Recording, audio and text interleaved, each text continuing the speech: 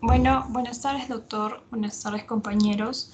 El día de hoy vamos a desarrollar el tema de enfermedad trofoblástica gestacional como tema de seminario.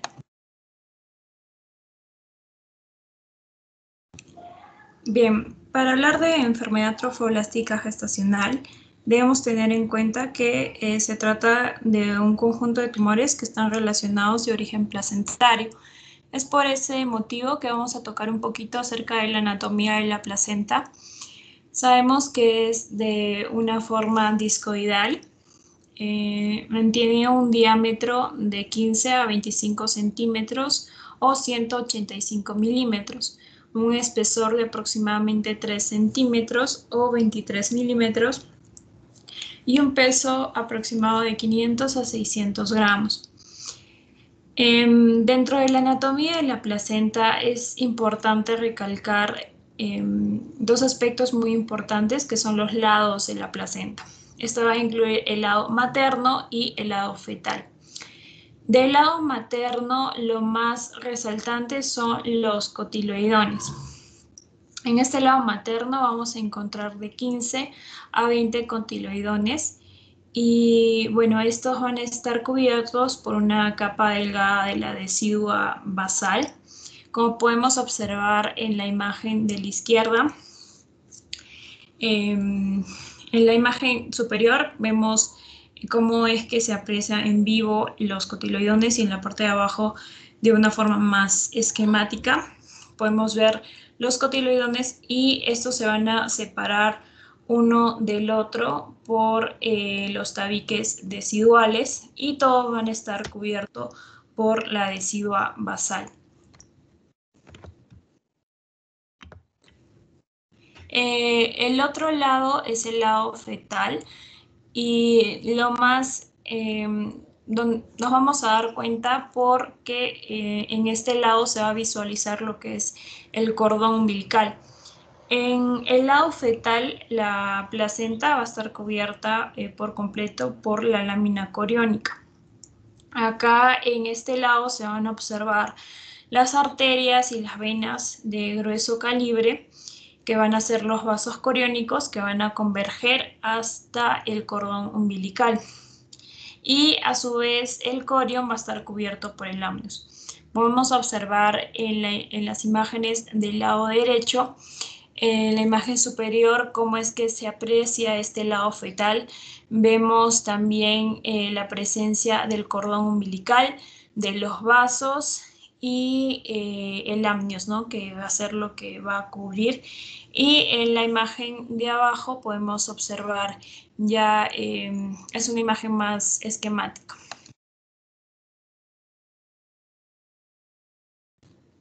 Ahora sí vamos a entrar ya a lo que es la enfermedad trofoblástica gestacional, que como les había mencionado es un espectro de tumores que van a estar interrelacionados, pero con rasgos histológicos distintivos que se van a originar en la placenta.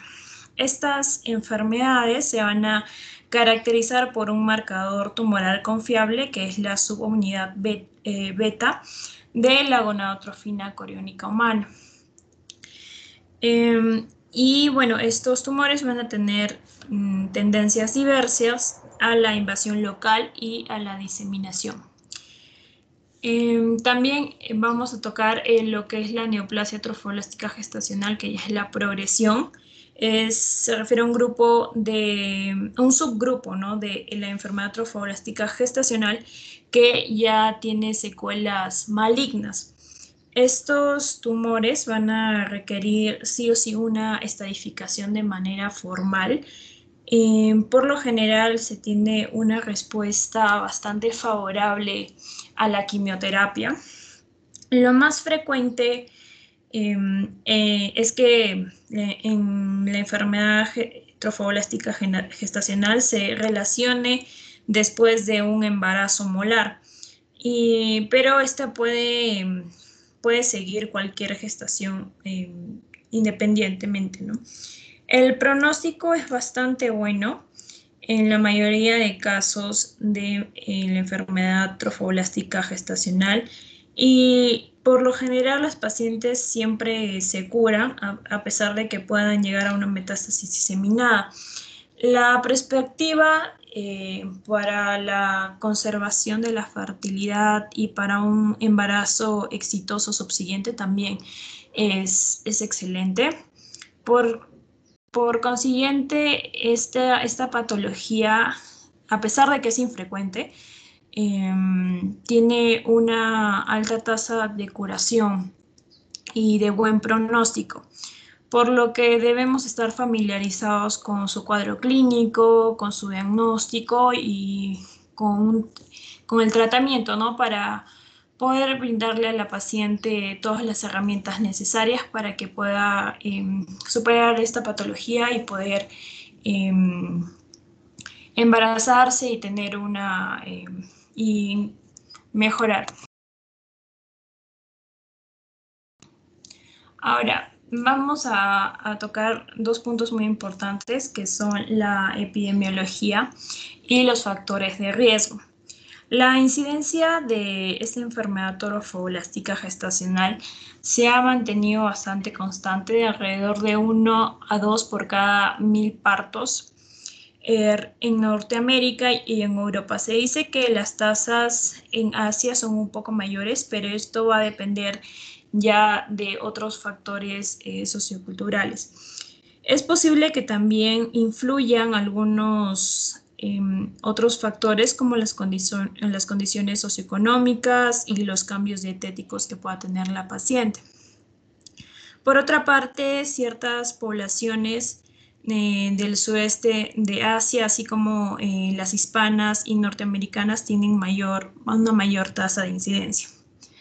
Otro factor de riesgo muy importante es la edad materna, sobre todo los extremos superiores e inferiores, ¿no? Que conlleva a una alta tasa o mayor riesgo de desarrollar la enfermedad trofoblástica gestacional. Esta relación es mucho mayor para las molas completas, mientras que el riesgo de embarazo molar parcial va a variar poco con la edad, va a tener poca relación con respecto a la edad de la paciente. Además, en comparación con el riesgo de las mujeres de 15 años o menos, el riesgo es mucho mayor para las mujeres de 45 años. O sea, tenemos que tener más presente eh, a las mujeres pasados los 45 años. Y esto se debe, una explicación es que los óvulos de las mujeres de mayor edad pues tienden a tasas más altas de fecundación anormal, ¿no? De igual manera, se dice también que la edad paterna más avanzada se relaciona con un riesgo más alto de desarrollar esta patología. Otro factor de riesgo son los antecedentes infructuosos anteriores. Estas van a dar un mayor riesgo también de enfermedad trofoblástica gestacional, como por ejemplo los abortos espontáneos previos que haya tenido la paciente, va a duplicar el riesgo de embarazo molar. También un factor que incluso es más relevante es pues definitivamente el antecedente de la madre que ya haya tenido un embarazo gestacional, una enfermedad trofoblástica gestacional previa a su embarazo actual. Esto va a inclusive multiplicar 10 veces el riesgo de que vuelva a desarrollar esta patología en su próximo embarazo. La frecuencia de la concepción de esta patología en sus próximas embarazos va a aumentar, y es por esta razón que estas mujeres que ya hayan tenido este punto importante como antecedente, es importante que desde el protocolo se practique lo que es el examen ecográfico en el primer trimestre del embarazo o de los embarazos subsiguientes que pueda tener la paciente. Entre otros factores también se encuentra el uso de anticonceptivos orales combinados, que se relaciona también con mayor tasa de incidencia de esta patología. En particular, el uso de estos anticonceptivos orales combinados de larga duración, que supere los 10 años de consumo, va a duplicar el riesgo de incidencia de esta patología.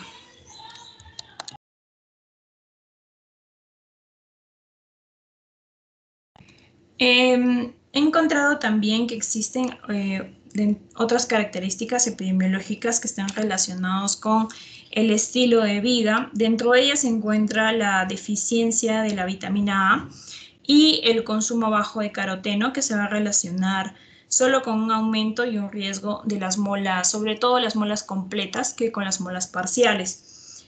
Para las molas parciales ya se vinculan con los niveles educativos altos, el tabaquismo, los ciclos menstruales irregulares, los antecedentes obstétricos, etc.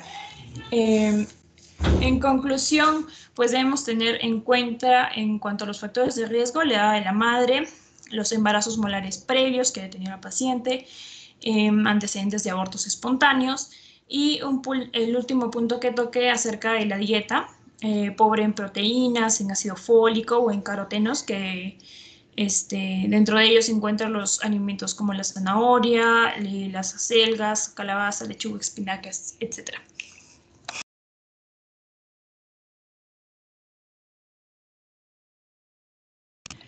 Bien, ahora vamos a entrar a lo que es la clasificación. Las molas hiatiformes son embarazos anómalos caracterizados por cambios irregulares dentro de la placenta.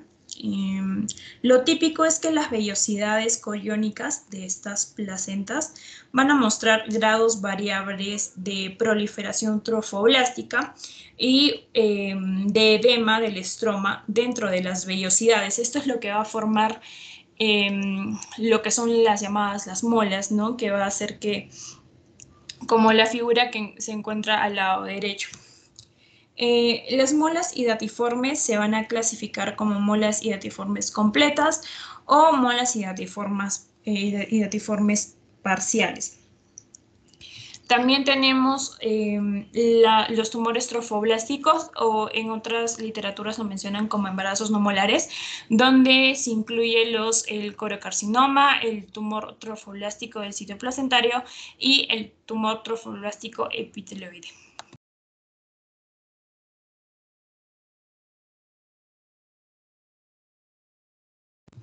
Bien, ahora sí vamos a entrar al tema de lo que es mola hidatiforme completa. Ya luego vamos a pasar con las demás clasificaciones que les he mencionado anteriormente. Estos embarazos molares van a diferir de las molas parciales respecto a su cariotipo, a su apariencia histológica y a su cuadro clínico.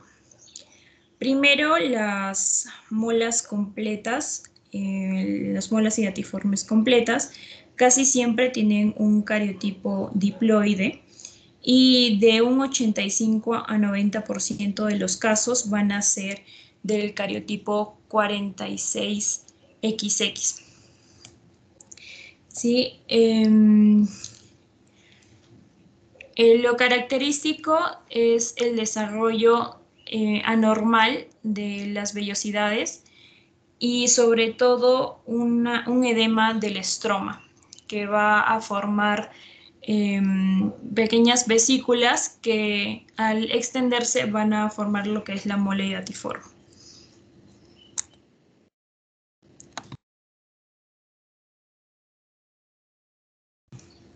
Acá tenemos un cuadro de clasificación de la mola parcial y la mola completa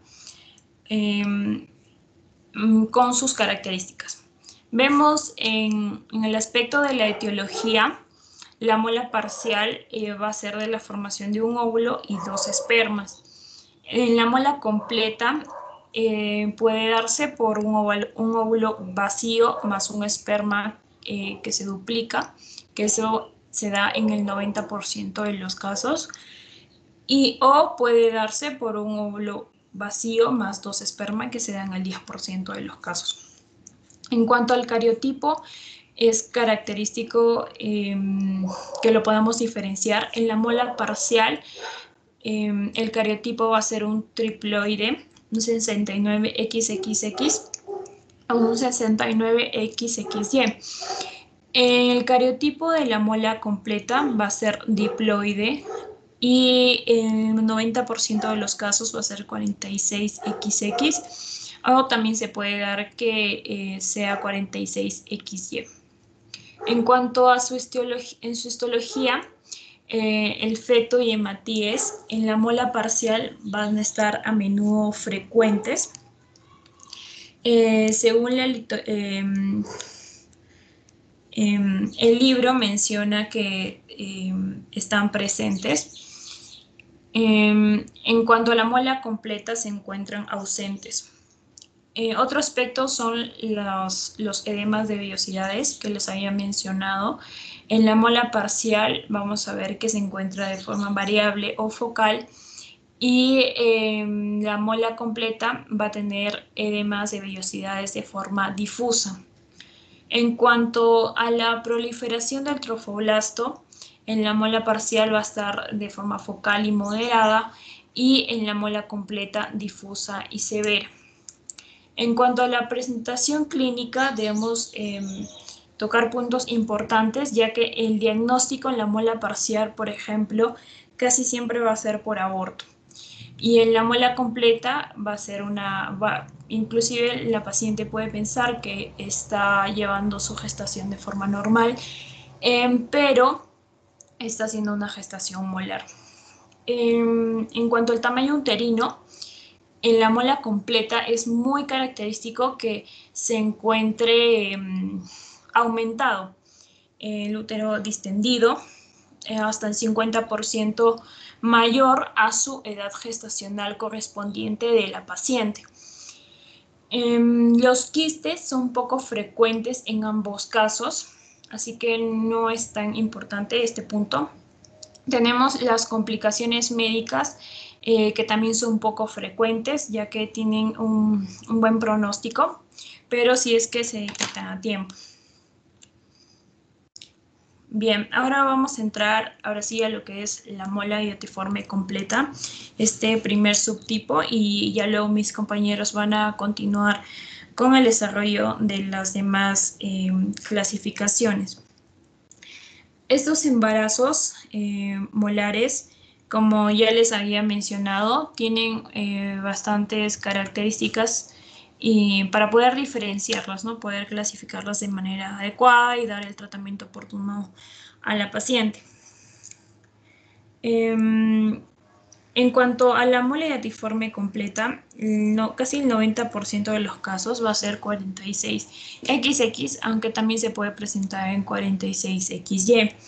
Sin embargo, el cromosoma de estos embarazos son de origen paterno por completo, por lo que el conjunto diploide se describe como diándrico. En particular, las molas completas se van a formar por androgénesis, en la que el óvulo, que es fecundado por el espermatozoide haploide, que luego duplica sus propios cromosomas después de la meiosis. Eso es lo que hace esta formación androgénica.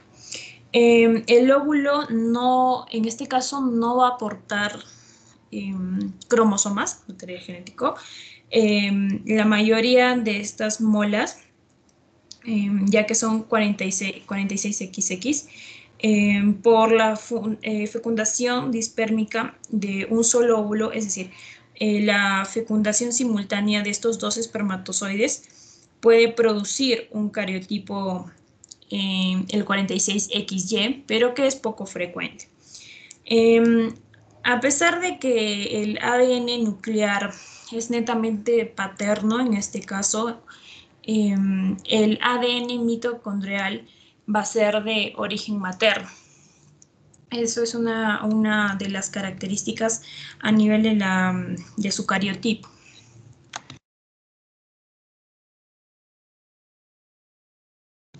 Bien, ahora la mola iotiforme al examen microscópico. Al examen microscópico, las molas completas van a tener las vellosidades bastante crecidas, edematosas, distendidas, y va a haber una proliferación anormal de trofoblástica. Estos cambios van a afectar de manera difusa dentro de toda la placenta. Esta formación de estas vellosidades que se van a edematizar, van a formar como unas llamadas cisternas o unas cavitaciones dentro de estas vellosidades. Y estas vellosidades tienen una distribución bastante difusa en toda la placenta. Lo que hacen es crear vesículas que se ven a simple vista como molas completas. Ahora, las molas completas también suelen tener una proliferación trofoblástica, que puede ser focal o diseminada. Eso es lo característico en cuanto a su apariencia histológica. Al examen ya macroscópico, estos cambios transforman las vellosidades coriónicas en acúmulos de vesículas con dimensiones variables de varios tamaños. Va a ser un acúmulo bastante llamativo de estas vesículas. En estos embarazos no se produce lo que es el tejido fetal, evidentemente, ni tampoco el amnios. Entonces, como resultado, vamos a tener una masa de tejido placentario llena, que va a llenar toda la cavidad endometrial, evidentemente por la formación, ¿no?, de estas vellosidades que van a conllevar a la formación de estas vesículas y llenando así la placenta.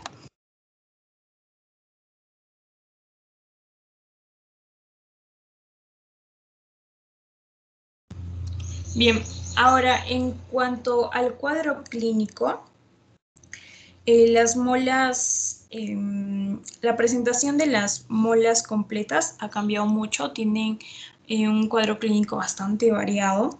Sin embargo, específicamente hablando de las molas completas, pocas veces van a manifestar ciertos signos como la hiperemesis gravídica, también se menciona la preeclampsia, los quistes de la teca luteínica, etcétera, ¿no? Lo más importante dentro de estas características con las que va a venir la paciente son las pruebas del beta-HCG y sobre todo la ecografía sin latido fetal. La edad gestacional media al momento de la evaluación se va a aproximar a las 12 semanas comparado con las 16 a 17 semanas. Ya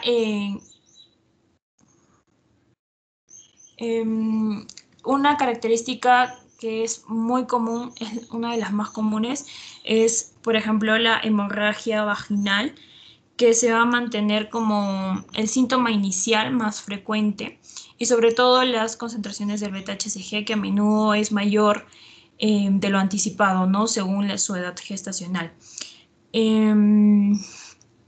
Otro punto es el crecimiento normal del útero. Las concentraciones plasmáticas de tiroxina a menudo se elevan en mujeres como las completas, pero el hipertiroidismo clínico es infrecuente. Lo he encontrado en varias bibliografías que también lo mencionan. Las náuseas y la hiperemesis gravídica también es una característica, pero que se puede confundir con un estado de embarazo que supuestamente está llevando a la paciente. El sangrado vaginal durante el primer trimestre de embarazo, sobre todo. También se menciona otros síntomas como el hipertiroidismo, la intolerancia al calor, las deposiciones acuosas, un aumento de la frecuencia cardíaca, una pérdida de peso inexplicable, ansiedad, etc.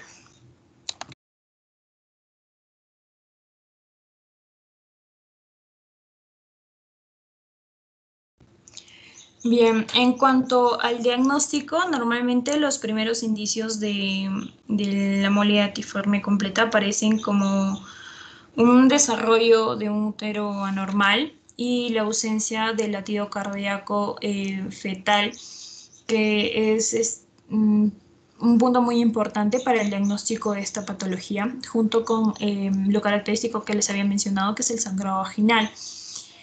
Dentro de las pruebas se incluye el análisis sanguíneo completo, que va a incluir sobre todo la cuantificación de la hormona coriónica humana. Esta hormona se encuentra en mayor concentración en las molas completas que en las parciales, así que sobre todo para las molas completas es muy importante dosificar esta hormona. También se incluye la resonancia magnética, previa ecografía, el conteo de células sanguíneas, la prueba de coagulación sanguínea, pruebas de función renal y hepática también son importantes. Finalmente, en cuanto al tratamiento de la mola hidatiforme, este tipo debemos tener muy en claro que es un embarazo evidentemente no viable, porque puede convertirse a la larga en una masa cancerosa para la paciente y evidentemente pues perjudicar su salud. Para prevenir estas complicaciones, el tejido placentario normal pues evidentemente debe ser completamente eliminado. Para el tratamiento de la mola comprende algunas de estos puntos que voy a tocar, que es la dilatación y alegrado sobre todo, para poder extraer pues todo el tejido del útero y esta prueba pues evidentemente se va a administrar anestesia para darle la mayor comodidad a la paciente. Otro punto es la histerectomía, ya es un punto bastante radical, que puede ser una opción para aquellas mujeres que ya, como son mayores, para no volverse a embarazar y no volver a pasar por esta situación, ¿no? De un embarazo que no se va a dar. También importante es el control de la hormona HCG hasta que pues sus valores vuelvan a la normalidad y si los niveles de esta hormona aumentan o no se normalizan, pues serán necesarias pruebas adicionales para poder comprobar si el tumor se ha extendido, ¿no? Y finalmente tenemos lo que es la quimioterapia, que ya es para los casos donde la mola persiste o sea diseminada por el organismo. Es importante recordar que en cuanto al pronóstico, la mayoría de las molas hidatiformes van a ser benignas y no van a desembocar en cáncer. Y en general, como les había mencionado al inicio, el tratamiento tiene mucho éxito, tiene un muy buen pronóstico, pero debemos tener en cuenta estas características que les he mencionado para poder actuar lo más pronto posible. En cuanto a las molas hidatiformes completas, son muy pocas las que se van a, digamos, a transformar ya en un coriocarcinoma, que es ya un cáncer agresivo de la placenta. Normalmente esta complicación se trata ya con la quimioterapia y va a desarrollarse de manera exitosa, pero no debemos bajar la guardia ya que esto puede ser mortal.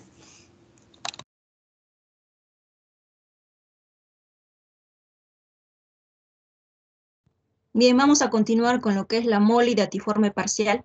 Esta puede ser definida como un embarazo anormal, caracterizado por degeneración hidrópica de las velocidades coriales y proliferación trofoblástica con desarrollo embrionario anormal.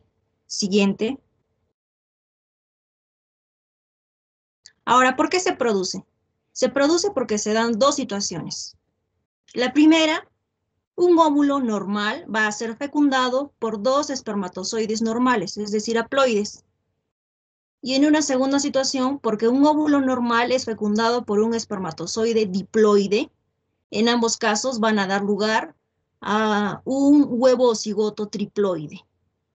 En el 70% de los casos es el 69XXY, en el 28% de los casos 69 triple X, y en el 3% de los casos es un 69XYY. Y algunos autores consideran que incluso el cariotipo puede ser tetraploide. Siguiente.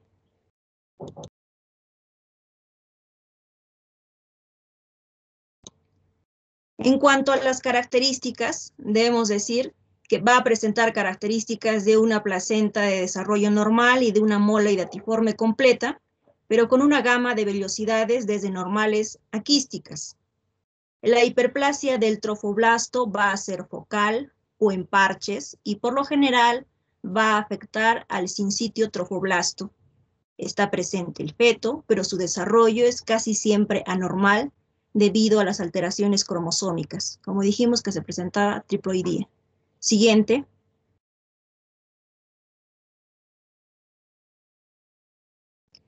Histológicamente deben existir 3 o 4 criterios diagnósticos mayores. En primer lugar, 2 poblaciones de vellosidades. En segundo lugar, vellosidades grandes, irregulares y dismórficas, con inclusiones trofoblásticas. En tercer lugar, vellosidades crecidas, cavitadas, mayores o iguales a de 3 a 4 milímetros. Y en cuarto lugar, hiperplasia o atipia del sincitio trofoblasto. Siguiente.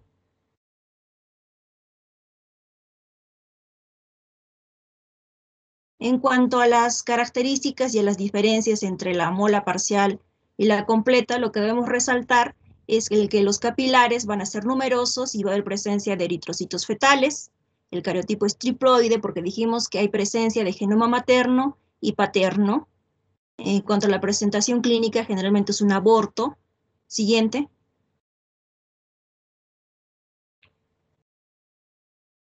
En cuanto al cuadro clínico, lo que se va a observar en una mola parcial son las manifestaciones de un aborto en curso o incompleto.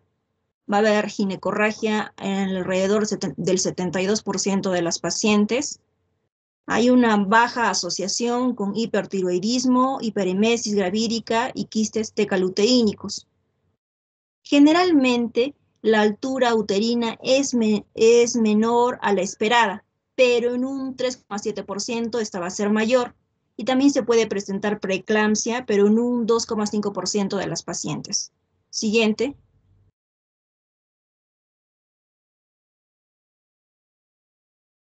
En cuanto al diagnóstico, en la mola parcial no suelen identificarse anomalías fetales específicas. Sin embargo, el diagnóstico prenatal se va a basar en lo que es la ecografía, determinaciones seriadas de gonadotropina coriónica humana, el cariotipo fetal, y el diagnóstico de certeza nos lo va a dar el histológico. Siguiente.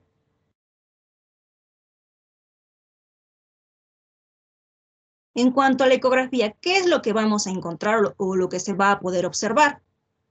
Se va a poder observar placentas agrandadas con grosor de 4 centímetros o más, pero entre las 18 a 22 semanas de gestación. También se van a poder observar espacios multiquísticos avasculares, anecoicos, por éstasis de sangre materna entre las vellosidades. En el primer trimestre del embarazo, la apariencia ecográfica puede no ser del clásico racimo de uvas, sino aparecer bien como un aborto incompleto o diferido o como una masa intrauterina.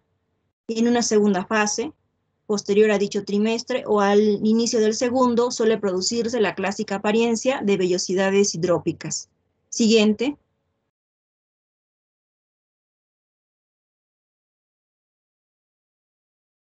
En cuanto al diagnóstico diferencial, ¿en qué otros casos vamos a observar que también va a haber hemorragia en el primer trimestre? En el caso del aborto, el embarazo ectópico.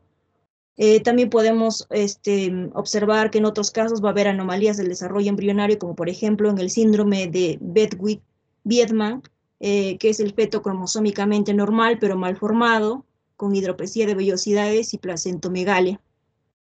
Otras entidades clínicas en las que va a haber malformaciones angiomatosas placentarias que suelen asociarse al crecimiento intrauterino retardado, en las que va a haber alteraciones cromosómicas y muerte fetal, o también desproporción entre el tamaño del útero y la edad gestacional en el caso del embarazo múltiple, el miomouterino, hidramnios, etc. Siguiente.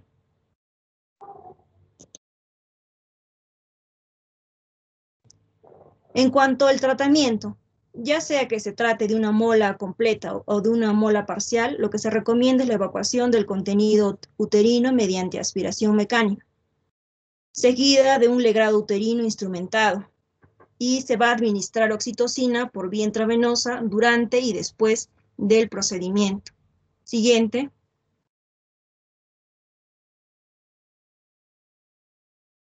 Bien, lo que vamos a observar aquí es al lado izquierdo, es la ecografía de una paciente primigesta de 28 años de edad, que acude al servicio de emergencias presentando 14 semanas de embarazo y que además presenta elevación de la presión arterial, que en el momento del ingreso va a alcanzar valores de 185 sobre 130 milímetros de mercurio. A la exploración general, lo que se observó fue disnea, edemas maleolares bilaterales y un útero aumentado de tamaño, como si tuviese una gestación de 7 meses. La analítica mostraba alteraciones compatibles con un cuadro de preeclampsia de comienzo precoz, caracterizado por proteinuria, plaquetopenia, niveles altos de amonio y aumento de enzimas hepáticas. Y en la ecografía, lo que se confirmó es la existencia de una gestación única, un feto con biometría fetal concordante con gestación de 14 semanas, sin malformaciones evidentes y con un pliegue nucal aumentado. La placenta presentaba múltiples quistes anecogénicos y un grosor máximo de 8 centímetros. A nivel del fondo de saco de Douglas se visualizaron ovarios aumentados de tamaño, a expensas de múltiples luteomas. Se realizó la determinación de los niveles de gonadotropina coriónica, cuyo valor alcanzó los 714.061 unidades internacionales por litro. Ante la sospecha de mola hidatiforme parcial, se completó el estudio con la realización de amniocentesis genética. Lo que se encontró fue un feto con dotación triploide para los cromosomas analizados. Durante el ingreso hospitalario, la paciente continuó con cifras elevadas de con cifras elevadas de presión arterial y alteraciones analíticas en aumento, por lo que se decidió finalizar el embarazo al cuarto día de ingreso.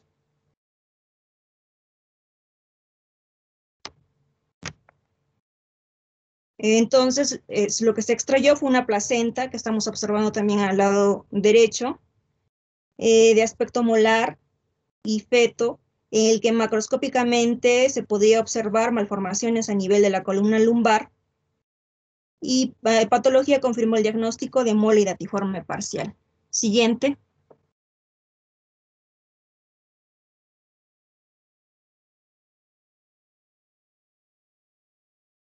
Ahora, también va a haber casos en los que va a haber un feto coexistente. Esto va a ser lo que es el embarazo gemelar. Va a haber una mola hidatiforme y un feto. La incidencia va a ser de 1 en 20.000 a 100.000 embarazos. En los casos de embarazo con mola completa coexistente con un gemelo saludable, va a llevar un alto riesgo de aborto espontáneo, y solo un 40% va a terminar con un neonato vivo.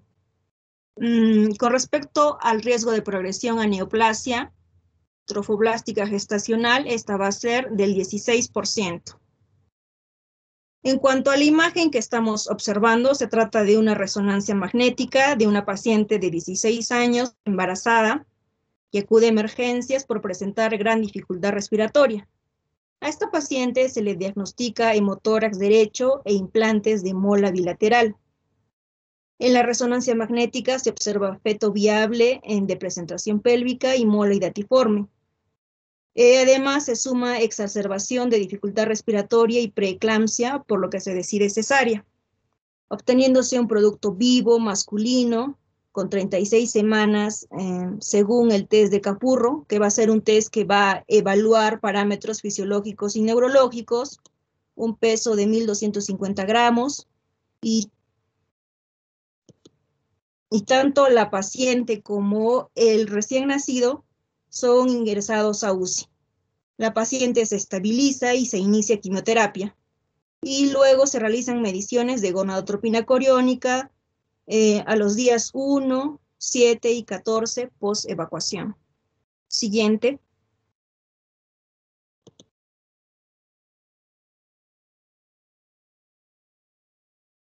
Y aquí las imágenes tanto de la placenta como de la mola hidatiforme. Siguiente.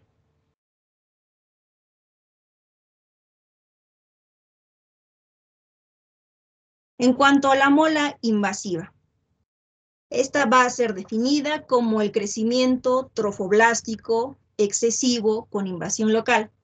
¿Y a dónde va qué es lo que va a invadir? Generalmente miometrio, parametrios y cúpula vaginal adyacente, incluso peritoneo, pero va a ser resultado de un 10% de molas hidatiformes y de un 5% y alrededor del 2,5% de casos de mola invasiva va a derivar o se va a originar en lo que es un coriocarcinoma.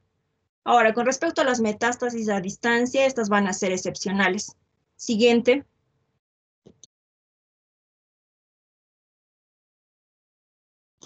En cuanto a la presentación clínica, esta va a ser fundamentalmente con hemorragia severa. El diagnóstico de sospecha se va a dar por la elevación de la fracción beta de gonadotropina coriónica humana y por ecografía con o sin Doppler y resonancia magnética pélvica. Entonces, ¿qué es lo que se va a observar? Una masa central en cavidad uterina, ecogénica y heterogénea, que puede mostrar áreas de necrosis y hemorragia, y una masa marcadamente hipervascular. Ahora también es útil en lo que es el Doppler color y el espectral, que va a aumentar la sensibilidad de la ecografía en el diagnóstico primario y la monitorización de respuesta al tratamiento. Y el diagnóstico de confirmación va a ser fundamentalmente el histológico. Siguiente.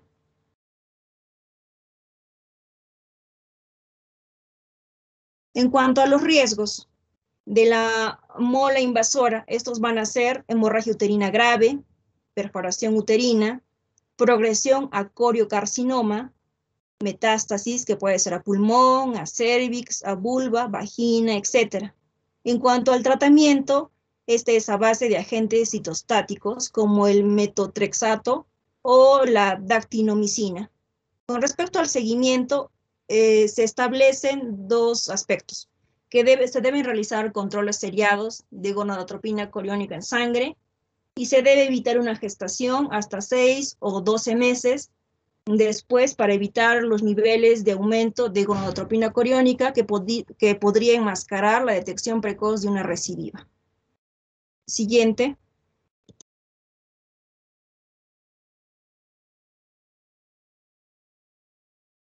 Bien, esta es una resonancia magnética que corresponde a una paciente de 27 años que acude a emergencia también por metrorragia del primer trimestre.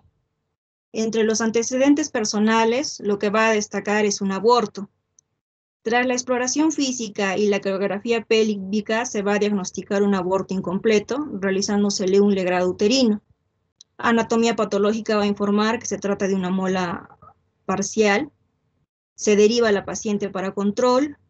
El seguimiento de gonadotropina coriónica puso de manifiesto que esta iba aumentándose progresivamente. En cuanto a la ecografía Doppler y a la resonancia magnética pélvica, lo que revelaron es una imagen en el fondo de útero de 30 por 30 milímetros que invadía el miometrio y era indicativo de mola invasora. También se le realizó lo que es la tomografía computarizada abdominal, pélvica, torácica y craneal, pero los resultados fueron normales. Con el diagnóstico de enfermedad trofoblástica gestacional no metastásica, se envió a la paciente al servicio de oncología. Pero antes del inicio del tratamiento, la paciente acudió a urgencias por dolor abdominal intenso, que resultó que la clínica, la analítica y la ecografía señalaron un cuadro de abdomen agudo, secundaria perforación uterina por mola invasora. Lo que se le realizó a la paciente fue una laparotomía exploradora, encontrándose un hemoperitoneo de 1.200 mililitros y en el fondo del saco de útero una tumoración sangrante de 5 por 4 centímetros. practicándosele una exéresis del fondo uterino, incluyendo la tumoración y sutura con puntos sueltos, en un intento de mantener la capacidad genésica de la paciente. Después es tratada con metotrexato durante 8 semanas. Siguiente.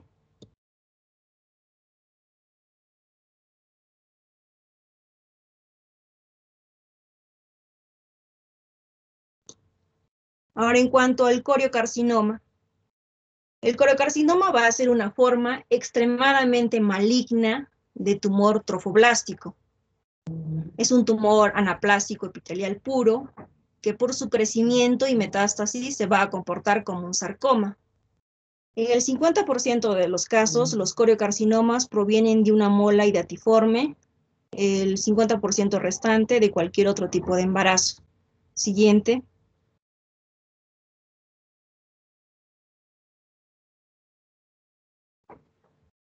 En cuanto a las características, macroscópicamente lo que vamos a observar es una masa de color rojo o violeta, friable, de crecimiento rápido, que va a invadir el miometrio y los vasos sanguíneos, con producción de hemorragia y necrosis. Puede afectar el endometrio, ocasionando metrorragia. Si lesiona el miometrio, puede afectar hasta la serosa, haciéndose evidente como nódulos oscuros e irregulares. Y de manera característica, va a haber ausencia del patrón vellositario, a diferencia de la mola hidatiforme o la mola invasora. Y las metástasis se van a desarrollar, pero de manera temprana, con mayor frecuencia por vía hematógena. ¿Cuáles van a ser los sitios más frecuentes? Pulmón en un 75%, vagina en un 50%, vulva, riñones, hígado, ovarios, cerebro e incluso intestino. Siguiente.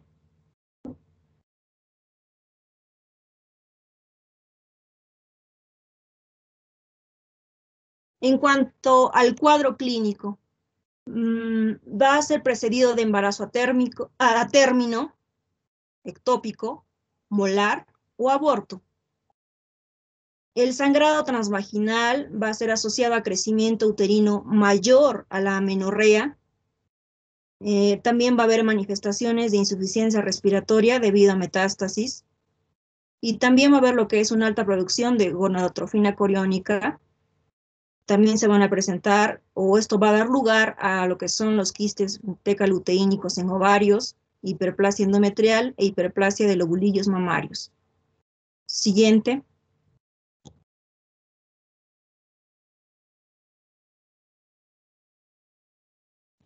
En cuanto a la clasificación, esta se realiza en base a grupos pronósticos, el cual comprende 2 grupos. El primero, el tumor trofoblástico gestacional no metastásico, y en segundo lugar, el tumor trofoblástico gestacional metastásico, que incluye a su vez 2 subtipos. El de bajo riesgo, que se va a caracterizar por niveles elevados de gonadotropina coriónica humana,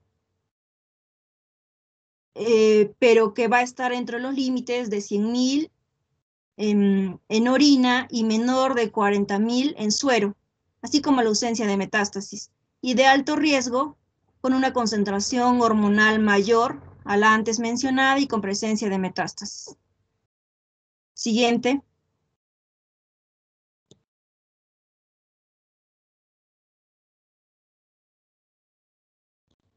En cuanto al tratamiento, este puede ser médico o quirúrgico. En el caso de tratamiento médico, lo que se elige es el metotrexato más ácido folínico y la actinomicina, también el etopósido de vinclina. En cuanto al tratamiento quirúrgico, se puede realizar lo que es la histerectomía, pero cuando hay resistencia a la quimioterapia y cirugía complementaria, como por ejemplo intestinal en caso de metástasis. Siguiente.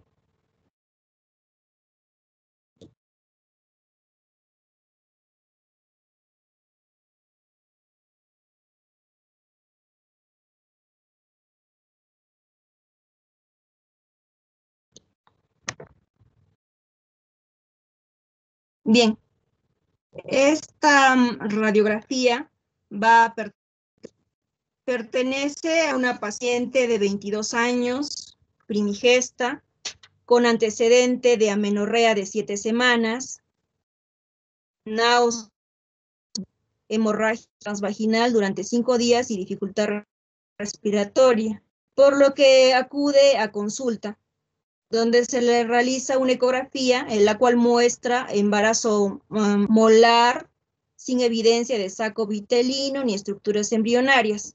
Se le realiza el instrumentado sin complicaciones aparentes. Una semana después persiste con disnea, se agrega tos productiva con esputo hemopóico, por lo que se solicita radiografía de tórax que muestre infiltrado bilateral y radiopacidad pariliar derecha.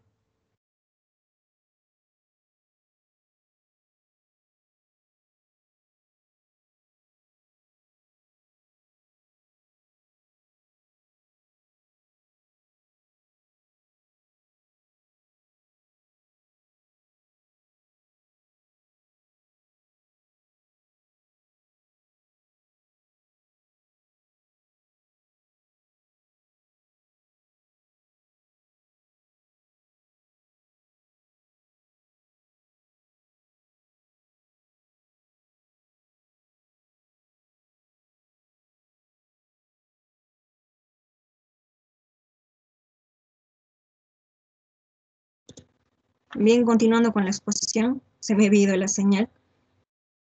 Entonces, como decíamos, esta radiografía pertenece a una paciente de 22 años que era primigesta y que después de lo ya mencionado acude al servicio de urgencias. Allí se la recibe con integridad neurológica, palidez de tegumentos y aumento de la dificultad respiratoria, evidente por taquipnia, aleteo nasal y uso de músculos accesorios de la respiración sin estertores. Se le realiza tacto vaginal, encontrándose orificio cervical cerrado, formado, doloroso la movilización y palpación de fondo de saco, con moderados loquios serohemáticos no fétidos, no se delimita fondo uterino.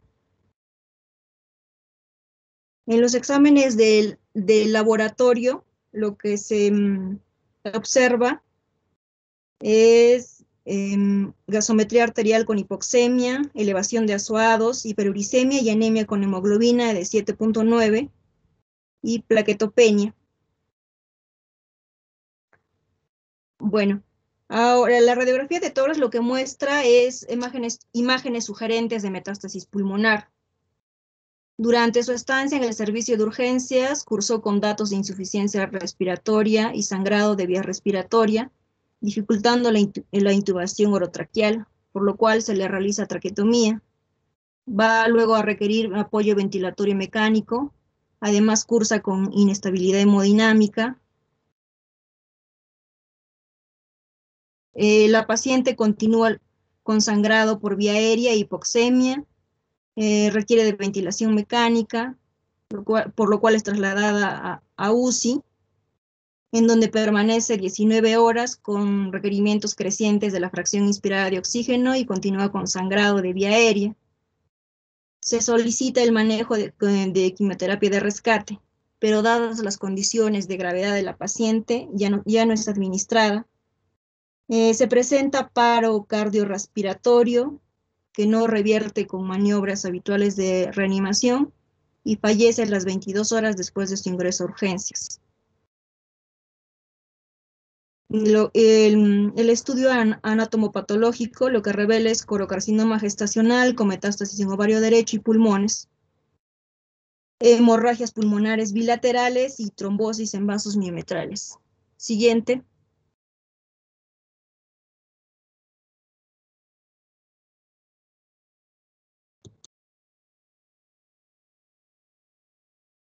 Bien, lo que observamos aquí es infiltrados hemorrágicos en tráquea y pulmones y un corte sagital de útero que muestra trombosis intramural.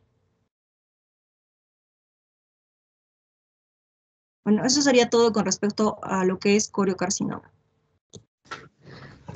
Ya, para terminar con la exposición, con el seminario de hoy, vamos a hablar de las últimas dos patologías, las que son el tumor trofoblástico del sitio placentario y el tumor trofoblástico epitelioide. Antes de mencionarlas, quería hacer un pequeño recuerdo de las clasificaciones que tenemos para la enfermedad trofoblástica gestacional. Inicialmente lo vamos a dividir en dos diferentes, la mole hidatidiforme y las neoplasias trofoblásticas gestacionales. La mole hidatidiforme ya la hemos revisado antes, se divide en dos, ya sea completa o sea parcial, y la completa puede ser de alto o bajo riesgo. Cuando hablamos de las neoplasias, podemos tener las que son metastásicas y las que no son metastásicas. Según la clasificación ETG, vamos a ver que la neoplasia trofoblástica gestacional, más que nada las metastásicas, nos va a incluir a la mole invasora, al coriocarcinoma del que acabamos de hablar, y a los tumores del sitio placentario y trofoblástico epitelial, que vamos a tocar ahora. Por favor.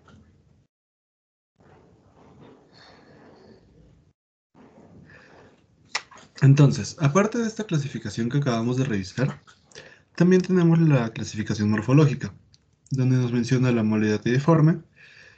Normalmente hace referencia a esta a través de las vellosidades que se dematizan, convirtiéndose en hidrópicas, y la proliferación excesiva del tejido trofoblástico.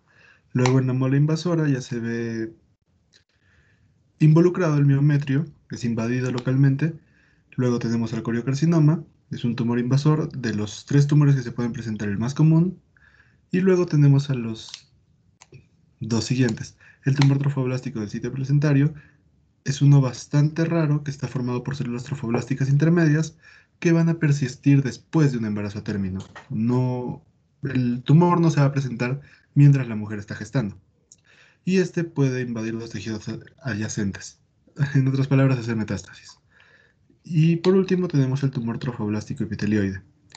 Este es mucho más raro que el anterior. Y bueno, está compuesto por células trofoblásticas intermedias también. Pero, bueno, no se le encuentra gran diferencia. Lo que se sabe es que también es bastante agresivo y existe un riesgo relativamente elevado de que haga metástasis. Siguiente, por favor.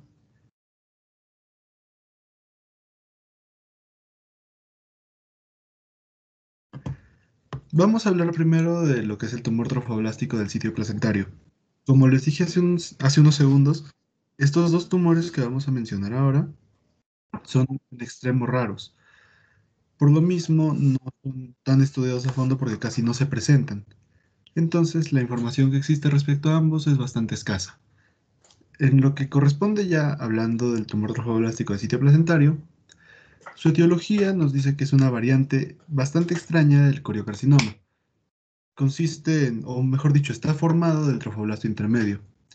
Rara vez este tumor trofoblástico se desarrolla en el sitio de implantación de la placenta. Es el sitio más alejado donde lo vamos a encontrar. Macroscópicamente lo vamos a ver como un nódulo de tipo polipoide hacia la cavidad endometrial que nos va a infiltrar el endometrio y bueno, también la serosa se va a ver afectada. Es característico de este tumor en específico el predominio de células citotrofoblásticas, que vamos a ver en una biopsia y nos va a servir bastante para el diagnóstico diferencial. En cuanto a la inmunohistoquímica, se encuentran bastantes células productoras de prolactina y algunas pocas de gonadotropinas, por lo cual la producción de HCG es variable o incluso en algunos tumores ausente. Este va a tender a quedarse confinado al útero. Si llega a hacer metástasis, van a aparecer de forma más tardía, en estadios ya bastante más avanzados. En contraste con otros tumores trofoblásticos, es bastante insensible a la quimioterapia y eso nos dificulta el tratamiento. Siguiente, por favor.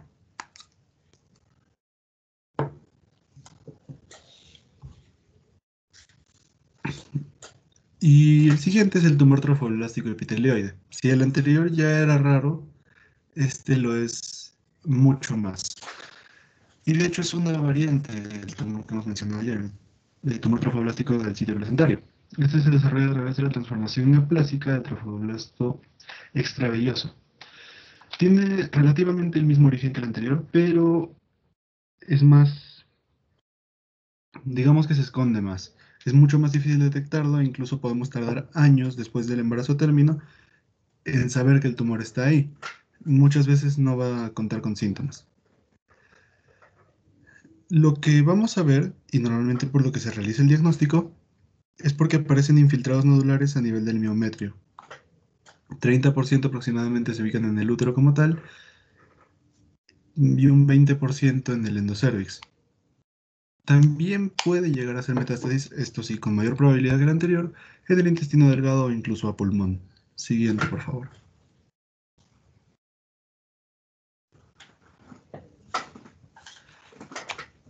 Cuando hablamos del diagnóstico, bueno, es como cualquier otra patología de la enfermedad trofoblástica gestacional. Podemos encontrar varios síntomas como el sangrado normal, los vómitos, puede presentarse una infección uterina, esta derivar en sepsis. A través del sangrado también podríamos hacer un shock hemorrágico y la preeclampsia. No debemos basarnos en los síntomas, ya que estos dos tumores suelen no presentarlos, no son tan agresivos en ese sentido.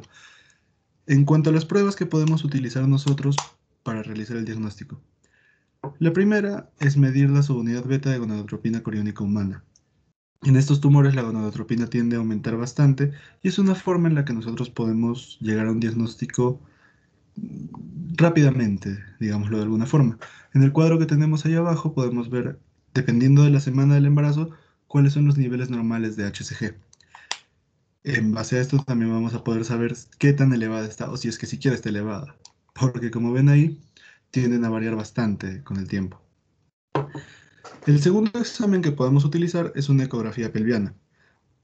Estos dos sumados son muy buenos y muy útiles, pero no nos van a dar el diagnóstico definitivo hasta que hagamos una biopsia, ya que como podemos ver, todas las patologías desde la mola hasta estos tumores van a ser bastante parecidas en sintomatología, en ubicación, y solo vamos a poder diferenciarlas histológicamente. Siguiente, por favor.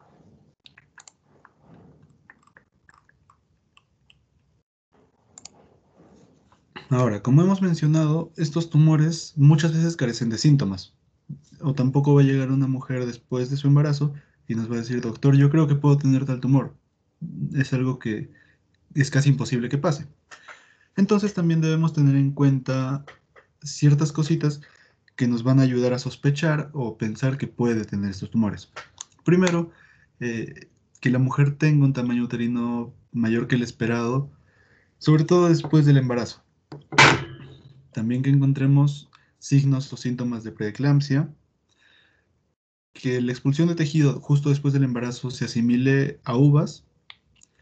Algunos hallazgos subjetivos como masas con múltiples quistes, ausencia de un feto o líquido amniótico abundante, que puedan ser vistos durante la ecografía, que es realizada para evaluar el embarazo.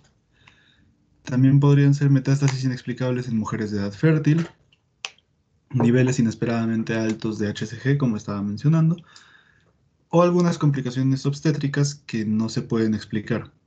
Siguiente, por favor. Todas estos detalles nos van a ayudar a nosotros a sospechar y diagnosticar de forma temprana estos cánceres. ¿Y por qué necesitamos diagnosticarlos de forma temprana? Así como cualquier otro cáncer, cuando se encuentra en estadios bajos, no va a ser de alto riesgo, es tratable. Pero si llega a un estadio avanzado, puede culminar incluso con la muerte de la paciente. Entonces, aquí tenemos los 4 estadios que nos proporciona la FIGO. El estadio 1 nos dice que la enfermedad está confinada al útero. Y todo lo voy a dividir en estadio A, B y C. A es sin factores de riesgo, B con un factor de riesgo y son 2 factores de riesgo. Estos factores de riesgo los voy a mencionar a continuación. El estadio 2 nos dice que el tumor trofoblástico gestacional se extiende fuera del útero, pero se limita solo a elementos genitales, solo a la zona pélvica, como por ejemplo la vagina, ligamentos anchos, etc. El estadio número 3 es la enfermedad trofoblástica gestacional que se extiende hacia los pulmones. Esto ya nos dice con o sin afectación de las vías genitales. Y el estadio 4 son todos los sitios de metástasis, prácticamente cuando el cáncer ya ha afectado a todo el cuerpo. Siguiente, por favor.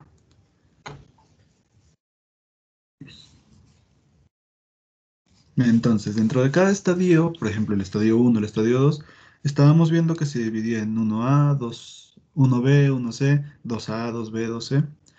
Esto dependiendo de si tenían factores de riesgo. ¿Cuáles son los factores de riesgo que nosotros tenemos que tener en cuenta? El primero es la HCG. Si la HCG se mantiene por encima de 100.000 unidades internacionales por mililitro, ya tenemos un factor de riesgo confirmado. Y la segunda es que la duración de la enfermedad sea mayor de 6 meses a partir de que haya terminado el embarazo. O sea, si nosotros estamos diagnosticando a la paciente 8 meses después de que tuvo a su bebé, ya tenemos un factor de riesgo a tener en cuenta. Esos factores de riesgo aumentan, valga la redundancia, el riesgo de que el cáncer evolucione a un estadio más avanzado. Siguiente, por favor. Entonces, finalmente nos quedaría más o menos así, si no queremos tener tan en cuenta los factores de riesgo, pero sí los estadios como tal, sin subdivisiones.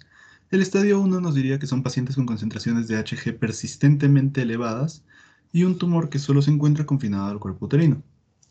El estadio 2 serían pacientes que ya tienen metástasis hacia la vagina, hacia la pelvis o hacia ambas. El estadio 3 serían pacientes que ya presentan metástasis pulmonares con afección uterina, vaginal o pélvica o incluso sin ella. Es algo extraño, pero el tumor puede presentarse de frente a los pulmones sin afectar a la zona pélvica. Y el estadio 4, pacientes con una enfermedad ya avanzada que presentan afección del cerebro, de hígado, riñón o incluso tubo digestivo. Estas pacientes ya están en la categoría de peor riesgo, tienen un pronóstico bastante malo, porque en ellas el tumor prácticamente se puede llamar inmune a la quimioterapia. Siguiente, por favor. Aparte de la estadificación que hemos visto, los 4 estadios, se puede resumir, bueno, estadio 1, enfermedad limitada al útero, estadio 2, enfermedad extendida a los órganos pelvianos, estadio 3, enfermedad extendida al pulmón, y estadio 4, enfermedad a distancia. Tenemos un score que nos da también la FIGO, y este nos ayuda a ubicar el cáncer de forma más sencilla en uno de los 4 estadios, y además de esto, a definir el riesgo que tiene la paciente. Los ítems que nosotros tenemos son la edad. Ahora, como pueden ver en el cuadro antes de seguir, hay varios recuadritos que tienen guiones. No significa que el cuadro esté incompleto, significa que simplemente no se le da más valor o menos valor a esos ítems. Por ejemplo, la edad. Si es menor de 40 años, no se le da ni un punto. Si es mayor, se le da 1. El antecedente de embarazo, si tuvo una mole datiforme, se le da 0. Si tuvo un aborto, se le da 1. Si el embarazo fue a término, se le dan 2. Y así seguimos con el intervalo desde el fin de la gestación hasta el inicio de la quimioterapia, con el valor de la subunidad beta de la HCG al inicio del tratamiento, con el mayor tamaño que se ha encontrado en el tumor, el número de metástasis encontradas, el lugar de las metástasis, como pueden ver lo más bajo es a pulmón, a vagina, y vamos aumentando hasta el último punto a llegar a cerebro, y por último la quimioterapia fallida previa. Al terminar de llenar este cuadro, nosotros vamos a tener un puntaje para nuestra paciente. Si este puntaje se encuentra entre 0 y 6 puntos, estamos hablando de una paciente de bajo riesgo. Si es mayor a 7, es una paciente de alto riesgo. Hasta este punto es recomendable tratarla con todo lo que indica el esquema, porque el tumor o los cánceres todavía van a ser sensibles a este tratamiento. Ahora, si el puntaje es mayor a 13, ya hablamos de una paciente de ultra alto riesgo, con un pronóstico bastante malo, dado que el cáncer no va a responder al tratamiento. Siguiente, por favor.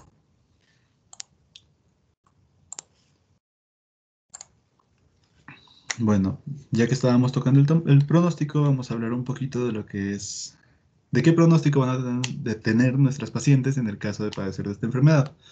Como hemos visto, si se trata de bajo riesgo, el pronóstico es generalmente bueno. Alto riesgo depende de cómo se encuentra, en qué estadio exacto está el tumor. Y de ultra alto riesgo, el pronóstico sin más es malo. Pero puede variar, no solo dependemos del score que tenemos o del estadio en el que se encuentra el cáncer.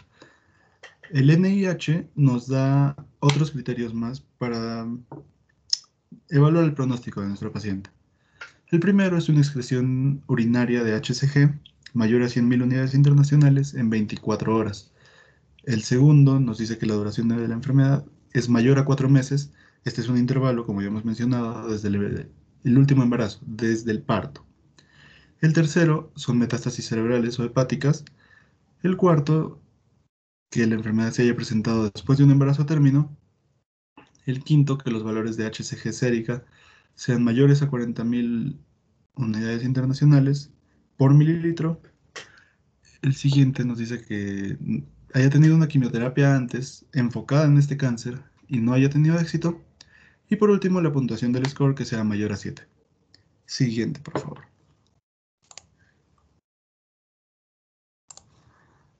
Ahora vamos a seguir, y ya para terminar, con lo que es el tratamiento.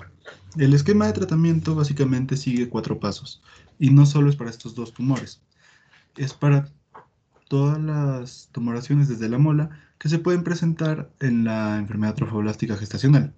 Entonces, lo primero que se hace es una extirpación tumoral mediante legrado aspirativo o histerectomía. Nosotros vamos a ver que normalmente la mole datiforme invasora, el tumor trofoblástico del sitio placentario y el tumor trofoblástico epitelioide se van a evacuar mediante un legrado aspirativo. De forma alternativa, si es que se trata de una paciente relativamente joven, o mejor dicho, de una paciente mayor o que no planea tener hijos, se puede realizar una histerectomía. El segundo paso, después de la resección, es una reevaluación. Esto en búsqueda de una enfermedad persistente o alguna diseminación tumoral. Ya que nosotros podemos retirar el tumor principal, pero si este ha hecho metástasis, el tratamiento no se ha acabado. Si es que se llegase a encontrar esta enfermedad persistente que buscamos, se procede con una quimioterapia enfocada para esta enfermedad persistente. Normalmente los sitios de metástasis, como hemos visto fuera de la pelvis, lo más frecuente es el pulmón. Entonces, para buscar esta recidiva, esta patología restante, lo que nosotros tenemos que realizar es una radiografía de tórax. Aparte de esto, podemos evaluar la subunidad beta de la HCG sérica. Si estas concentraciones de la HCG no se normalizan luego de 10 semanas del legrado de la resección del tumor, la enfermedad ya queda clasificada como persistente. Y esta, mm, dependiendo del estadio también del criterio del médico, si no se encuentra el sitio de metástasis, lo más recomendable es realizar una tomografía computarizada de cerebro, de tórax, de abdomen y de pelvis. Ya con estos resultados vamos a encontrar la causa del problema. Para esto, como ya mencioné, vamos a utilizar una quimioterapia. Y por último, también está recomendado el uso de anticonceptivos post-tratamiento para la enfermedad persistente. Ahora, nos dicen también que la enfermedad metastásica de bajo riesgo es tratada con quimioterapia con uno o varios agentes.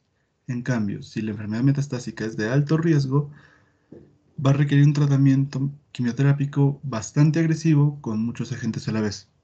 Las tasas que tenemos de curación, de recuperación de estos pacientes, cuando se trata de bajo riesgo, incluso con enfermedades persistentes, un 90-95% se logran recuperar. Si la enfermedad es de alto riesgo, del 60 al 80%. Esto ya va a depender de qué tan sensible sea el tumor al tratamiento con quimioterapia. Y bueno, esto sería todo respecto a la enfermedad trofoblástica gestacional.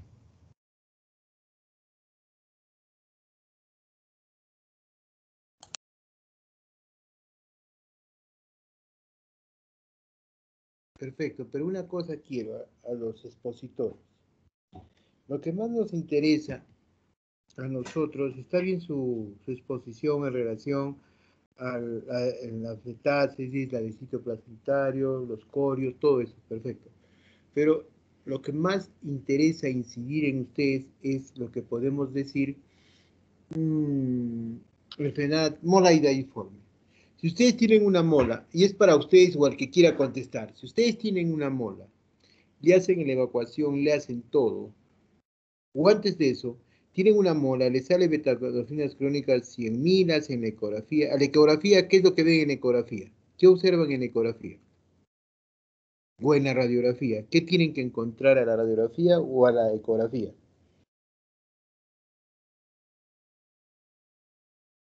Para ayudarles a confirmar un diagnóstico.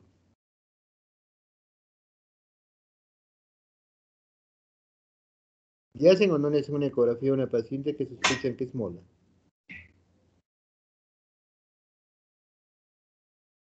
Ecografía ginecológica.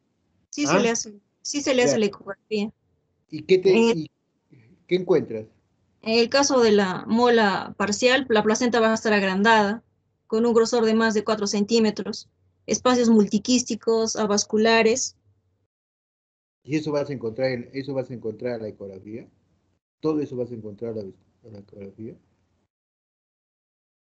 Eso estás hablando de histopatología, pero te estoy hablando de la ecografía. ¿Qué encuentras?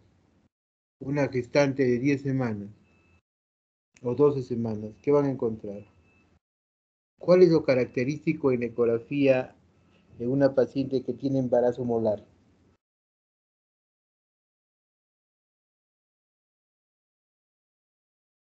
Lo que se encuentra es copo de nieve o en radiografía panal de abeja. Eso es lo característico en un embarazo molar. 2. Diagnostica en la ecografía. Diagnostica, eso se pregunta a todos, ¿ah? No solamente a los expositores, estoy diciendo. Diagnostico que tengo beta alto, tengo ecografía y radiografía panal de abejas y copos de nieve, voy a hacer la evacuación. ¿Qué hago? Ya, ¿diagnostiqué y hago la evacuación o tengo que hacer algo antes de eso?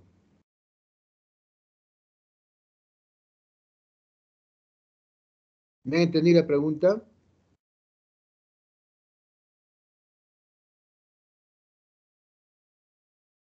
Jóvenes, ¿me han escuchado o no? ¿Podría un poco repetir, por favor? La pregunta es esta. Yo tengo la paciente, ya como he estado haciendo los casos clínicos, ya yo le voy a hacer el caso clínico también. Viene la paciente, viene con su beta, ¿qué les digo? 200.000. Aparentemente sería una gestación de 10 semanas. Le hacen la ecografía, encuentran copos de nieve o panal de abejas en radiografía. Ustedes diagnostican su embarazo molar. Ya. Ahora, ¿cuál es la conducta en ese embarazo molar? Ya está diagnosticado. ¿Qué hacen?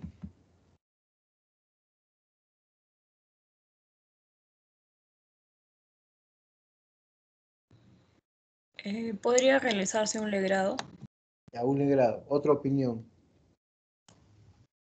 ¿Cuál es su opinión? Doctor, yo pienso que lo primero sería biopsiar a la paciente para saber con qué estamos tratando y segundo, Ya, tratar ahí de dejemos ubicar eso. el estudio. Listo.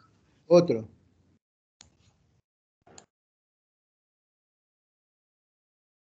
Los que tienen que hablar así, así, son los expositores. ¿Eh?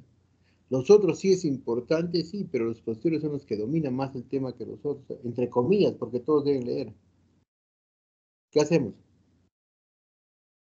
Tu compañero dice, yo leo una biopsia, ya está diagnosticado, leo una biopsia. Tu otra compañera le dice, ya, yo voy a hacer un legrado. ¿Qué más? Le ingresan, le hacen, encuentran eso a la radiografía, ya bueno, ya prepárenla para el grado. Listo. ¿Quién opina?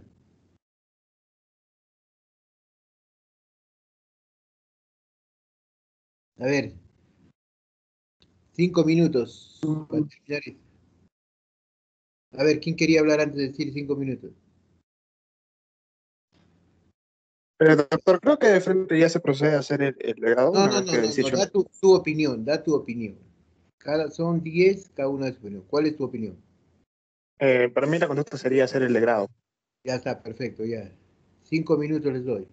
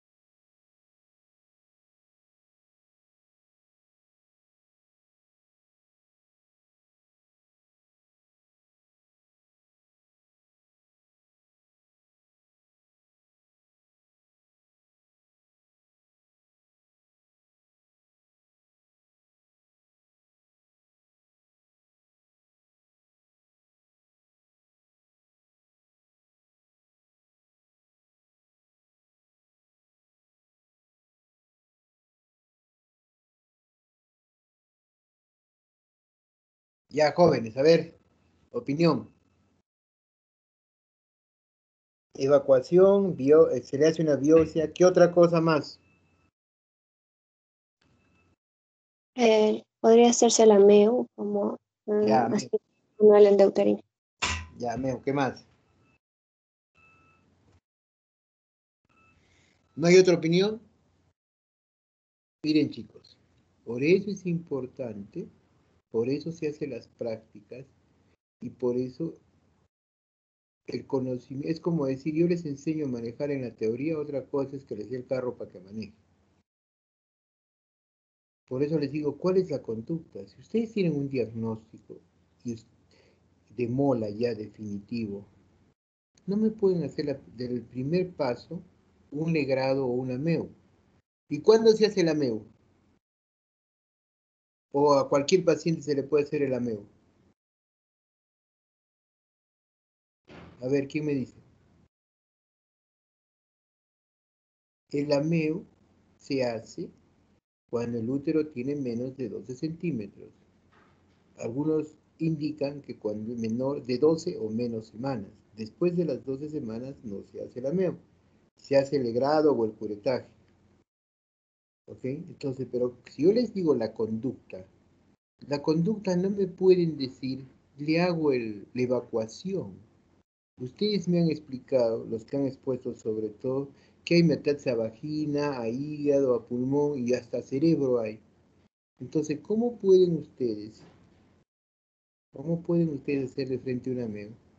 Y no tienen que primero saber cuánto tiene de hemoglobina, qué grupo sanguíneo tiene porque se secuestra sangre, si es que tiene metástasis a hígado, si es que tiene metástasis a pulmón. O sea, tienen que hacer primero la analítica laboratorial y complementar sus ecografías y sus radiografías para saber que esa persona está limpia. ¿Qué pasa si yo le hago la evacuación y después le tomo una ecografía y encuentro una mancha en el hígado? ¿Qué pasa si eso y después le tomo una radiografía de pulmón y encuentro una mancha en el pulmón? ¿Fue antes o fue después de la evacuación? ¿O ya vino ya con esa masa en el pulmón? Entonces, ustedes primero, como les dije ayer, no es cuestión que estoy apurado, yo sé mucho y puedo hacerlo, no. Ustedes la conducta tienen que ver eso. Y esto que no estoy hablando de diagnósticos diferenciales, que en este momento no lo estoy tocando, pero eso, bueno, saquémoslo secundariamente, pero si hablamos de la enfermedad pura, de frente no me pueden decir voy a hacer evacuación. ¿Qué pasa si esa paciente tiene 5 de hemoglobina? Y ustedes hacen la evacuación y un sangrado y no saben ni el grupo sanguíneo. Entonces, para hacer cualquier procedimiento, ya les he dicho, tienen que rodearse de las armas necesarias para poder actuar, como estuvimos hablando del cáncer de ovario, los tumores de ovario, prepararse para una vez en congelación, estar listos como para hacer una resección grande, X cosas. Igualito es en la mola. Entonces, tienen que tener todo listo y después hago la evacuación. Ya. Vamos, después de la evacuación, ¿qué hacemos? Ya la evacué, todo perfecto. ¿Qué hacemos ahora? Ahora, se puede evacuar de frente con AMEU antes de las 12 semanas. Después de las 12 semanas no se recomienda. Algunos de nosotros hacemos AMEU mayor de 2 semanas, pero no es lo correcto. Y si le pasa algo al paciente, no tienen forma de disculparse porque la norma dice de 12 semanas o menos de 12 centímetros. Hacen el curetaje, ya, la paciente está en su cama. ¿Qué hacen ahora? Ya le hicieron la evacuación. ¿Ahora qué hacemos? Control de HCG. Ya, control de cheque. ¿Qué más?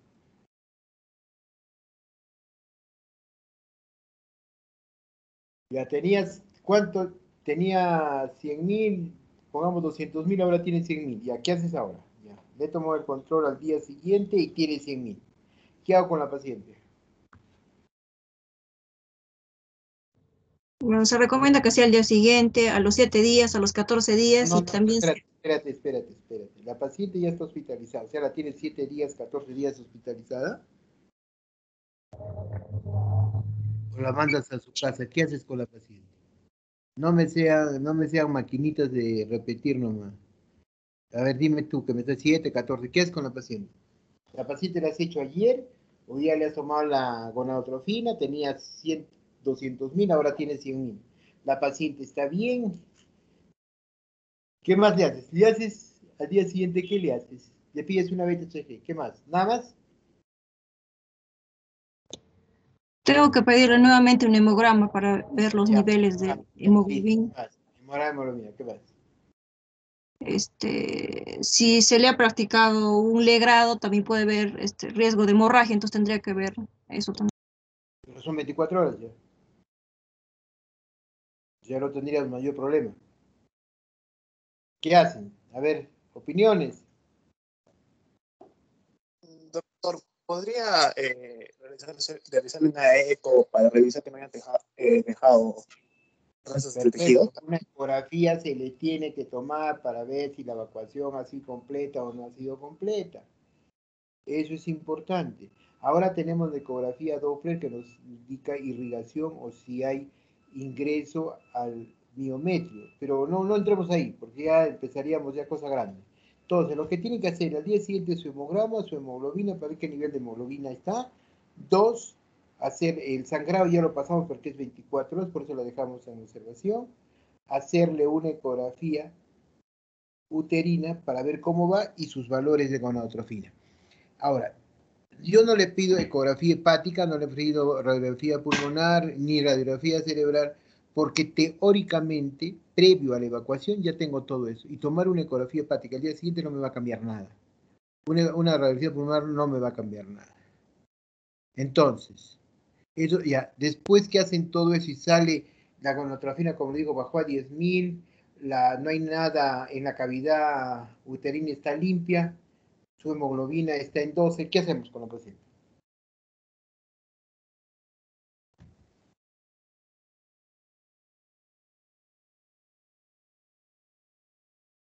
A ver, dígame.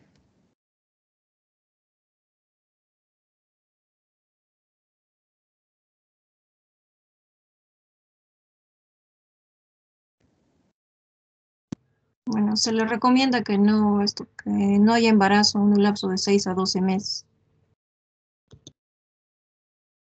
¿Dónde se le recomienda? Y primero, ¿le das de alta o no le das de alta? Sí. Ya, le das de alta, listo. Ahora, ¿cuáles son las indicaciones de alta?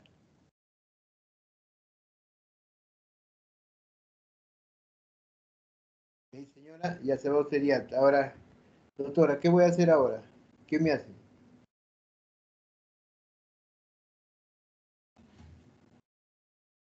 Esos son los que ustedes van a ver en su serum, eso es lo más importante que van a ver en su internado. Todo lo que me han hablado de corocarcinoma, tumor de citoplacentario, los tratamientos de metrotexate, no metrotexate, biscristina. ¿Y por qué dan ácido fólico? ¿Qué tiene que ver el ácido fólico con el tratamiento? No actúa nada, no actúa sobre la mola. ¿Por qué le dan ácido fólico?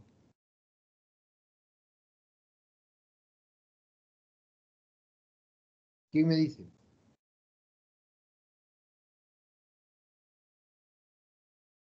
Que me han dicho, será la metrotexateo, ácido fólico, actinomicina D. En algunos casos utilizan hasta cisplatino, pero ya es muy tóxico, por eso ya lo usaban. Vincristina también se usaba, y algunos usan el trío metrotexate, actinomicina y vincristina. Ya, pero ¿por qué le están dando ácido fólico? ¿Qué tiene que ver? A ver, ¿quién me opina?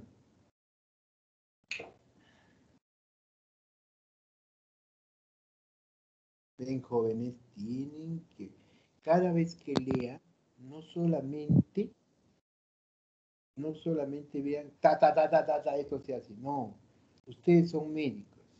Yo a un técnico le enseño a poner metrotexate, vincristina o actinomicina y lo pone. ¿Para qué sirve? No me interesa. A mí me ha dicho el doctor que lo ponga. Pero ustedes tienen que tener una razón. El metrotexato ataca a los folatos.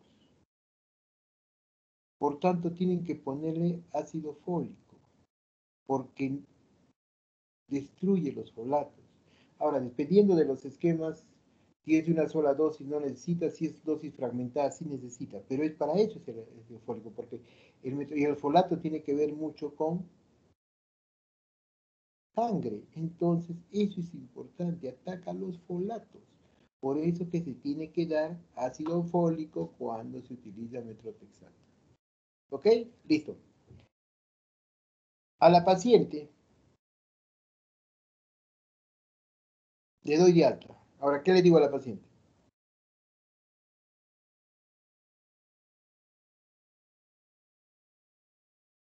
¿Se va a ir más a su casa? Venga mañana, venga pasado, no venga. ¿Qué le digo? ¿Qué hacen ustedes? A ver, díganme, chicos. ¿Me están escuchando, no? Sí, doctor. Ya, ¿qué hacemos? ¿Ven? Eso es lo más importante, por favor. La exposición es perfecta. No voy a negar que han leído, que han estudiado o me lo han leído, no sé, pero está bien. Pero la idea no es como decir, tengo todos los ingredientes para hacer una ensalada de frutas, pero no sé cómo se hace si no las mezclo toditas. No es así. Lo más importante, si ustedes ven, rara es que debute con una neoplasia, un corio. Normalmente empieza como enfermedad trofoblástica gestacional y después completa, incompleta, como quieran, y después va, la gran mayoría puede degenerar en una neoplasia maligna. Pero lo que ustedes tienen que manejar es lo básico. ¿Y cuál es lo básico? Paciente con niveles altos, paciente que tiene beta HCG alta, le tomo una radiografía. Esa radiografía que tengo, ¿qué se llama? Que me dice, tengo en copo de nieve, en copo de algodón o panal de abejas, me dice que es una mola hasta que no se demuestre el contrario, pero con todo suficiente, con dos hallazgos vemos. Entonces, ¿qué es lo que tenemos que hacer? Tenemos que ver varias cosas. La paciente con qué signos viene. Viene con náuseas, con vómitos y hiperimesis en un 30%. Entonces, esa paciente cuando viene con ese tipo de náuseas, vómitos incorregibles, es verdad que puede ser un embarazo normal o puede ser generalmente un embarazo gemelar, que ustedes saben lo que produce más estos problemas de náuseas y vómitos, la producción de gonadotrofinas.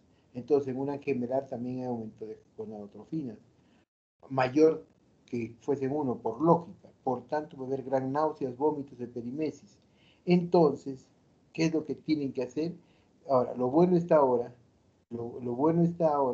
que pueden hacer una ecografía y darse cuenta que hay uno bebé, dos bebés o mola, ¿no? Entonces, ¿qué tienen que evaluar? Si esta paciente es menor de 15 años, si es con menor de 15 años que viene con esta sintomatología, puede ser gemelar, pero no descarten un problema trofoblástico, o es una persona ya por encima de 35 o 48 años. Si en la anamnesis ustedes preguntan, es una paciente que ha tenido mola antes, el riesgo es 2%, y si ha tenido dos molas, el riesgo casi se quintuplica un 28%. Y también está visto algunos estudios o sea, por pacientes nutricionales y socioeconómicamente bajas y que se llama, se maneja como un factor de riesgo. Entonces, todas esas cositas, pero van al grano en función a lo que estamos conversando. Entonces, esa paciente, con todo ello y con los factores de riesgo que ya hemos conversado, entonces ustedes ven todo ello. Entonces, como les he dicho, ven su grupo sanguíneo, su radiografía, sus ecografías, punto. Entonces, una vez que ustedes hacen eso y hacen piden que se llama su examen general de cervix, su examen ginecológico perfecto, porque pudiera haber alguna metástasis, si es que ustedes ven que el 50% de ese útero es más grande en función a la última regla, el 25% puede ser más chico y el otro 25% puede ser normal, pero eso mucho lo manejamos nosotros y era de una consistencia blanda, un poquito, ¿qué se llama? Blanda, se palpaba algunas tumoraciones porque veíamos los quites luteínicos, pero eso era mucho en la clínica en nuestra época y muchas veces nosotros diagnosticábamos una mola porque la paciente empezaba a sangrar y lo calificamos como una hemorragia de la primera mitad del embarazo. Pero ahora con esta ayuda de beta que tienen a la mano, que en mis tiempos demoraba una semana el resultado porque tenía que mandarse a Lima y ustedes ahora lo tienen en 1 hora, tienen las ecografías que le ayudan en el diagnóstico, o sea que es un diagnóstico muy fácil, pero tienen que tener sus controles, sus dosajes de beta, como les he dicho, sus ecografías, sus Doppler, si es que hay, puede haber, como les dije, invasión miometrial, radiografía de tórax, ecografía hepática. Entonces, una vez que hacen eso y ven todo eso, hacen la evacuación. Claro está que ponen su vía, todo eso, porque esto es un secuestro de sangre que puede producir sangrado, puede ser una atonía uterina y definitivamente puede ser. Se recomienda al paciente cuando tiene molas y si es de edad por encima del ombligo, o sea, estamos hablando por encima de 15, 16 centímetros, se recomienda hacer histerectomía porque tiene una alta probabilidad de ser una mola maligna. Claro está que tenemos que manejar, si es una paciente por encima de 40 años, pero si es una paciente de 15, 20 años, tenemos que evacuar y hacer sus controles respectivos para no tener el riesgo de que se convierta en una maligna. Deben tomar en cuenta que a veces los trombos trofoblásticos se pueden disparar y dormir durante años en determinados sitios. Cuando yo era estudiante, una paciente presentó una mola, un corio molar 15 años después de su último embarazo. ¿Y saben dónde? En el estómago. Entonces, es importante esos controles. Entonces, cuando ustedes hacen su tratamiento y todo tan de alta, entonces ustedes tienen que ver, y miren, y tienen que ver hasta dónde. Tienen que mandar a analizar ese tejido, hasta hacerle de ese tejido, preguntar a la paciente si es su primer embarazo, qué grupo sanguíneo tiene, qué factor, porque puede crear qué. Hay que administrar el gamaglobulina si es RH negativo en la mujer, eso se utiliza entre las 72 primeras horas para evitar problemas futuros. Entonces, todo eso tienen que hacer. La paciente es un ente total, no es solamente útero y ovarios porque hacemos ginecología, tienen que evaluar todo eso. Y después que ustedes se evacúen, como les digo, como me han dicho, sus exámenes laboratoriales, hacen su dosaje de beta-HCG, su ecografía para ver que está totalmente limpio, y como les digo, su tratamiento, como decía su compañera, hemorragia sí, por eso hay que infundirle ya sea ergonovina o bien oxitocina, pero que la oxitocina en los primeros no existen mayores receptores a nivel uterino al principio del embarazo, entonces, pero hay que controlar este sangrado. Y una vez que ustedes hacen todo esto y ven que la paciente está en buen estado, le dan de alta, no va a tener ahí por meses hospitalizada. Pero pueden venir por consultorios, dependiendo, ahí tienen que evaluar también si es una paciente que les va a obedecer, que no va a obedecer, o sea, todo eso tienen que evaluar, no es cuestión de dar indicaciones. ¿Y qué tienen que hacer? Hacer determinaciones semanales de beta-HCG hasta obtener 3 determinaciones negativas consecutivas. Entonces no es a los 7, a los 14, a los 21, no, ya, bueno, es 7, 14, 21 semanales, pero hasta que tengan ustedes 3 determinaciones negativas. Una vez que tienen esas determinaciones negativas, hacen controles mensuales durante 6 meses y después cada 2 meses los otros 6 meses restantes, completando de esa forma un año. Además, tienen que colocarle, como hemos dicho, su ecografía post-evacuación a los 15, 30 días y posteriormente cada 3 meses, pero eso va de la mano, con el valor de la beta-HCG que va a ir disminuyendo gradualmente. Tienen que hacer las ecografías para que se deben tomar en cuenta que son los quites luteínicos, los lutiomas, que tienen que ir involucionando, no por más que sea unos 5 o 6 centímetros, un quiste de estos, no se opera, solito regresiona. Después, ¿qué tienen que hacer? Tomar su radiografía de tórax a los 15 días, a los 6 meses y al año. ¿Ok? O sea, ese es importante. ¿Y por qué le damos anticonceptivas? ¿Por qué le daríamos anticonceptivas orales un año? ¿Por qué no debe tener hijos un año, mejor dicho?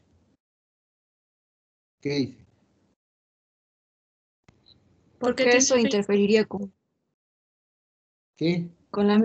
porque eso interferiría con la medición de los valores de gonadotrofina coriónica. Si se Pero embaraza. pero hay algún incontrincante. ¿Qué pasa si sale embarazada? ¿Qué harías?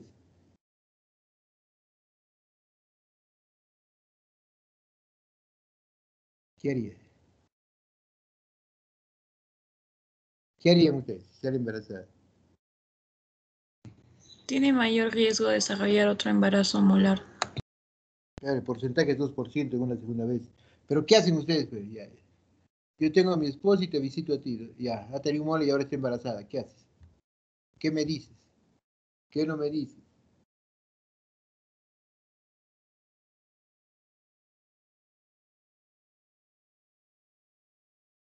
El problema es, bueno, estos algoritmos que existen, algunos se han modificado, otros no. Antes se hacía mucho ello porque definitivamente no teníamos esta arma que ustedes tienen ahora, la ecografía convencional, 2D, 3D, 4D, hasta 5D y Doppler. Pero deben tomar en cuenta que puede confundir. ¿En qué sentido?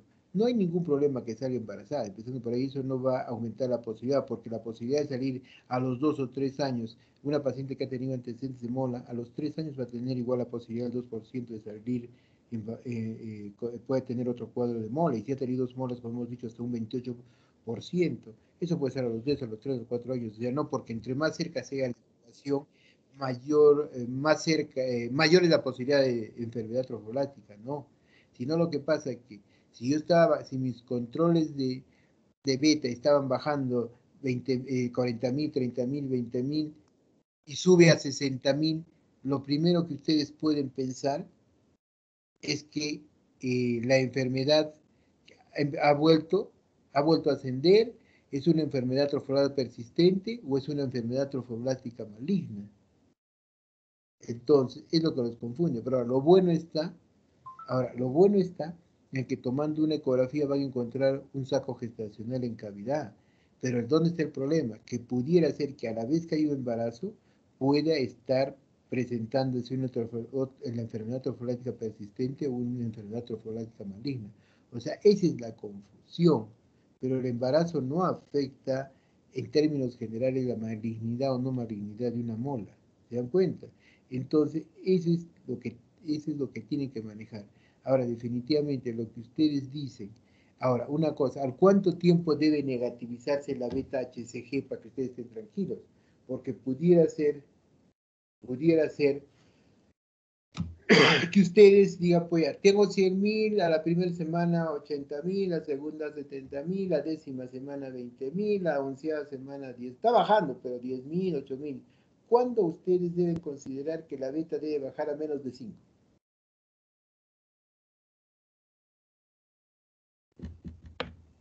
¿Qué dicen?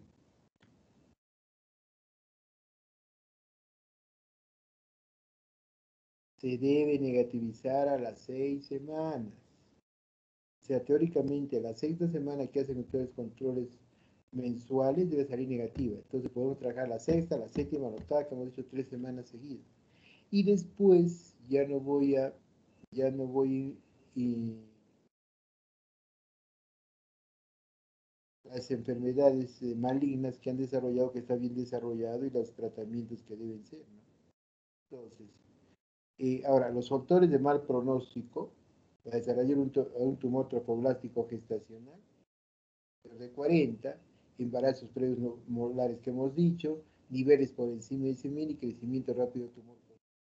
Entonces, ustedes tienen que evaluar, pero chicos, las exposiciones están bien, pero lo que quiero es que me correlacionen, por favor.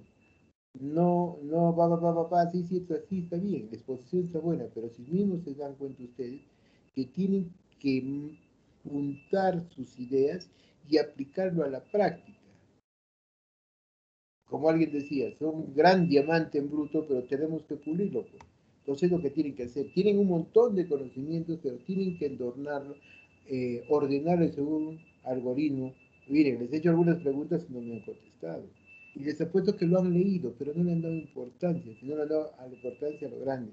Díganme, chicos, ni yo lo hago.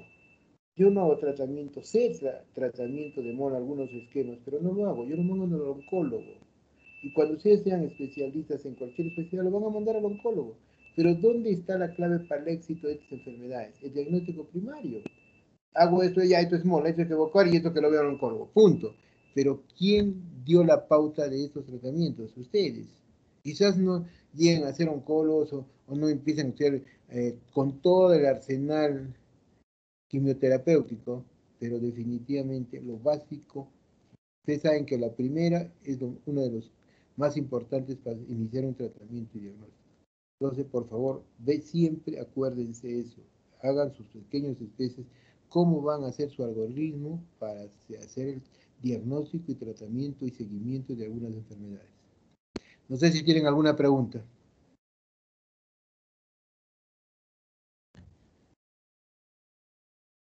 Bueno, si no hay ninguna pregunta, el lunes el último seminario y por favor, así manejémoslos. ¿De qué es el seminario? No he revisado. ¿De qué se trata el seminario del lunes?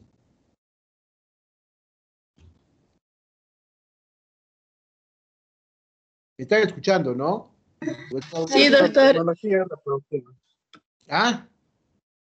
Tecnología reproductiva actual. Ya listo. Ya, vamos a ver eso. Por favor, incidan sobre todo en la parte básica, baja complejidad que quizás son los que ustedes más manejan. Lo otro ya casi todo está protocolizado, lo importante son los diagnósticos. Listo. Entonces nos vemos el lunes, chicos. Ya, cuídense, un buen fin de semana. Hasta luego. Hasta luego, doctor. Hasta luego, doctor. Chao, chicas, chao.